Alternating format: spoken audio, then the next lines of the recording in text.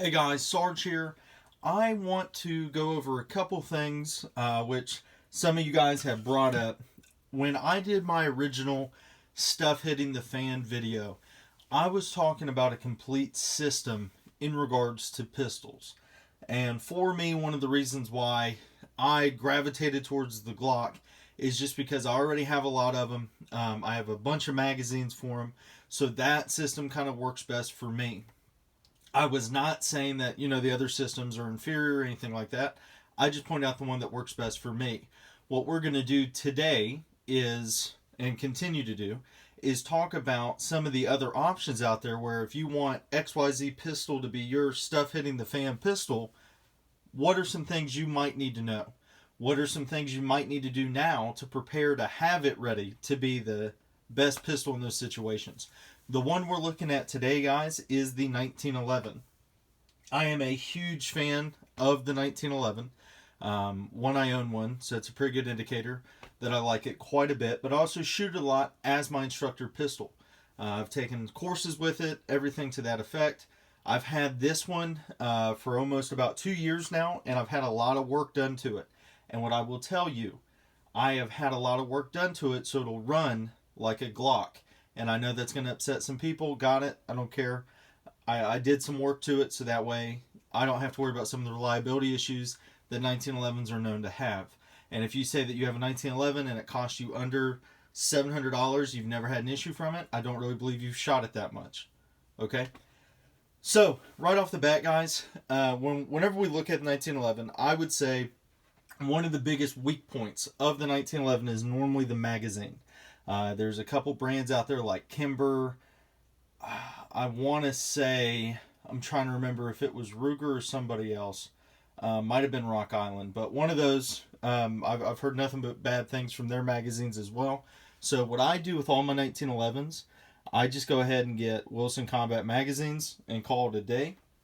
Especially if you're going to carry it for personal defense or self-defense, anything like that, just go ahead and get a magazine that is proven reliable and you're not going to have issues with it, but still shoot it and ensure it works best with you. Second thing, if you are going to use this pistol, you need to understand how the pistol works. And what I mean by that, there are a lot of people, whenever we look at the 1911, that they don't really treat it like a 1911. And what I mean by that is they beat it up quite a bit, they don't lubricate it, and then they question why it's not working correctly. You have to keep these guns lubricated. Well, something I want you guys to think about is what if we are in a situation where you might not have access to a form of liquid lubrication? What's the best thing you can do?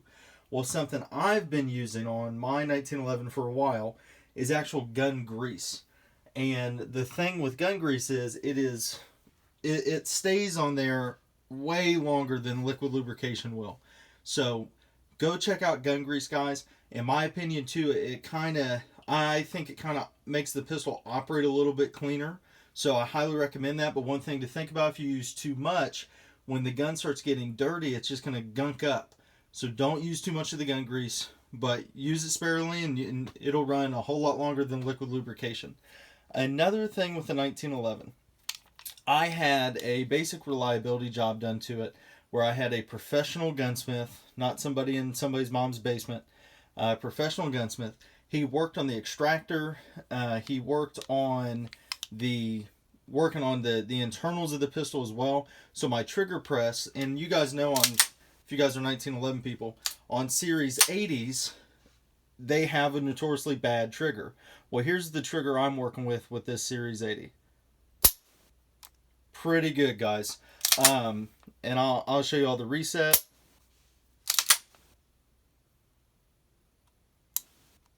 So, pretty good. So I recommend, if the 1911 is something that you're wanting to use for stuff hitting the fan scenario, go and find a good, reputable gunsmithing company. Okay, I use the 1911 Academy, but there's a lot of them out there. You can send your guns to Wilson Combat, Nighthawk, Les Bear, Ed Brown, whoever you want, and they can work on them. Okay, Alchemy Arms is a good one. Cabot is a good one as well. But send it out there, let them work on it, let them tune it, And what I will tell you is the difference of having a tuned gun and a non-tuned gun is all the difference in the world to me. All those little minor issues from the 1911 maybe not being fitted correctly, especially if you don't get a custom one. This started life as a Sig Sauer 1911 Tac Ops. So it by no means was custom at all. So there are some imperfections to it. The parts, yes, they're on there, but they're not really fitted correctly. They're not fitted precisely. So when you give that over to a gunsmith and you let them work their magic on it, it makes it feel like you're running a whole different gun, right? So that's something to think about. When it comes to finishes, I am a huge fan. Like, I love the way that blued guns look. I love the way that hard chrome guns look, right? Are those the best finishes for when stuff hits the fan? I don't know. What I will tell you is all my fighting guns are Cerakoted. Just because of my experience, Cerakote to me seems to be the best finish for any sort of weather or environment that I could be subjected to. Cerakote works best for me. When we are talking about the 1911, now we're going to get into individual parts. Okay, so individual parts where if I'm using this pistol, these are maybe some I need to keep on backlog. I recommend having different pairs of grips stored up. And what do I mean by that? With every set of grips, have your own new set of grip screws. Okay? So with every 1911, try to at least have a couple sets of grips laying around and have their own set of grip screws. Don't have one set of grip screws for all your grips, because what are you going to do if that screw head breaks off? What are you going to do? Because I've had that happen on a set. So if we're in a situation anyway where parts might be harder to get, have extra grips, have extra grip screws. And on this SIG 1911, I've even had issues where the grip screw little bushing on there has actually come undone as well. So I've had to pretty much Loctite it and put it back into place. But you can purchase a set of those little grip screw bushings. Maybe have a couple extra of those laying around. Okay. Now with the 1911, I know that there are a lot of parts out there that are labeled as drop-in, right? I would look at what parts are essential to the gun for me to keep on standby. Meaning, if the gun starts having issues, what are some parts that I can go ahead and have immediately near me that is not too hard for me to switch out, and I can already have them pre-fitted from an armor, no issues. The first one for me, if you guys are running a internal extractor 1911, okay, so this is an external extractor 1911, but if you're running like a Springfield, a Wilson, a Nighthawk, where they have internal extractors, I highly recommend going ahead and picking up a second one and having it tuned to that gun. With the external extractor, I also recommend having the firing pin stop plate back there also on standby. Other than those, if you want to have an extra thumb safety, by all means, go ahead and do that. I don't know necessarily that you could be in a situation where it breaks, but I don't know that you couldn't.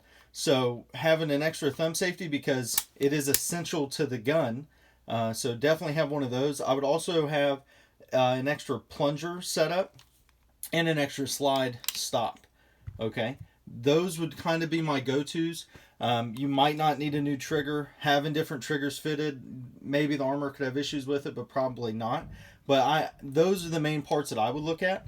And then with springs, I would at least have a minimum of 2 extra springs. When I say springs, I'm talking about the internal recoil springs inside of the pistol, and then also your firing pin spring. I recommend Wilson Combat. Supposedly, the spring I currently have in here is from SIG, and it lasts, I think, 2,000-3,000 rounds, needs to be replaced. The Wilson Combat flat wire spring, which is what I'm looking at getting next, those will supposedly last for like 8,000 rounds before they need to be replaced.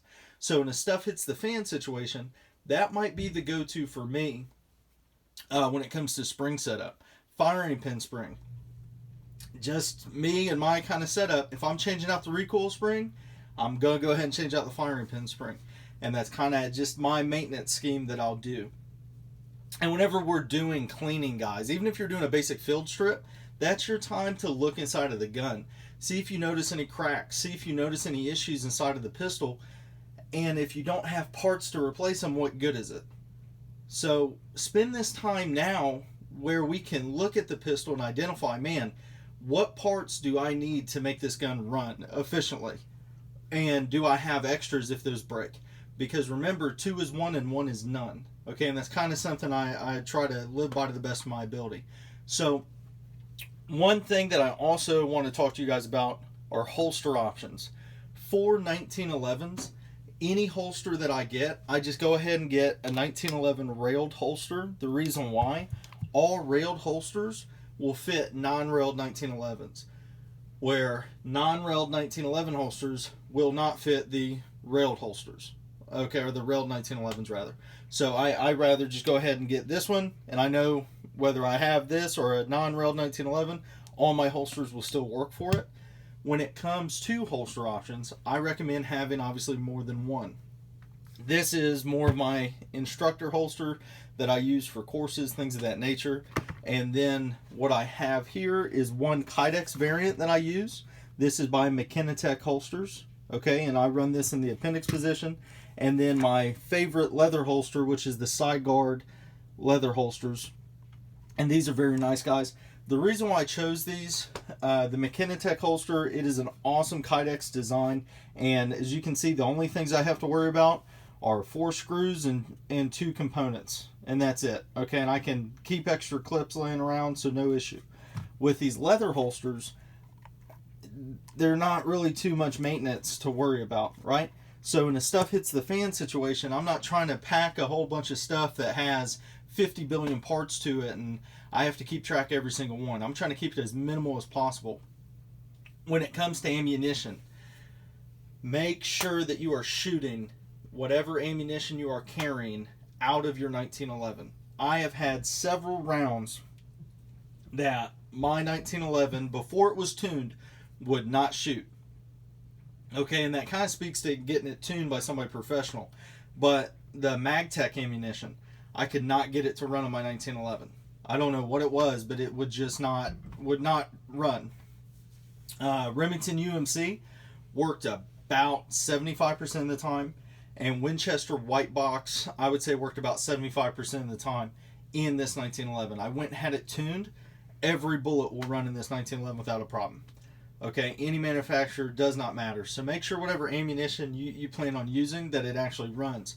Whenever we're talking about hollow point ammunition, make sure that if we get hollow point ammunition that is not your, I'll say traditional, but if it is not your traditional hollow point, if you're running some specialty loads or anything like that, like I run from G9 Ammo, this is their Woodsman, okay? This is my stuff hits the fan round. And this is their G9 Ammo Woodsman, 124 grain, traveling at 1250 feet per second. Make sure it runs. Okay, don't just put it in the magazine and say it's good. Or I actually saw a dude as well. He loaded up his mag, put the magazine in the gun, and then he manually cycled out each round. Right? Manually cycled out each round and say, yep, well, it'll feed correctly. Because that's the same thing that happens when you shoot it. No, it's not. Go to the range and shoot it. I understand hollow points are expensive, but your life depends on it. So if you plan on using XYZ brand of ammunition for life-saving measures, I'd run through 2 or 3 boxes before I would carry it, just to make sure, yes, it works. And then what I do with my carry ammo, I shoot it at least, I try to cycle it about every 6 months. And sometimes it's less than that, but the most I'll go is about 6 months, give or take. And I have some magazines that have been loaded for about a year now that I definitely need to go shoot. But for the guns that I regularly carry with the magazines, if I carry this setup, right, this is normally the carry setup is this exact Wilson mag with my 1911. I'll shoot that Wilson mag at least every 6 months just to run through the rounds. Then I'll shoot some more ammo through it as well. But, so yeah, guys, that's what I would do if I was going to use a 1911 as a stuff hit the fan gun. And I understand gunsmithing isn't cheap, but the 1911 is an awesome pistol. Obviously, it's been around for over 100 years. There's a reason why it's still popular. There's a reason why companies are still making so much money off of it. And what kills me is when individuals say 1911s are not reliable, 1911s have all these issues, when yes, they do, but you also have to look at the user of the 1911. Do they really understand how to run their gun correctly? And what work has the 1911 had done to it? This is not, we're not in a day and age where every gun will function like a P320 or an M&P or a Glock, where right out of the box it has no issues. We have to understand the weapon that we are wanting to fight with, right? If it was a sword, I'd try to understand everything about the sword as possible. Well, with the 1911, I try to understand as much as I can as possible with that. And I hope you guys enjoyed the video. The next one that I'm looking at doing is either going to go over the Beretta 92X or revolvers, give or take. So you guys comment down in the comments. Let me know what you all would like to see. As always, stay tuned for more. Sarge out.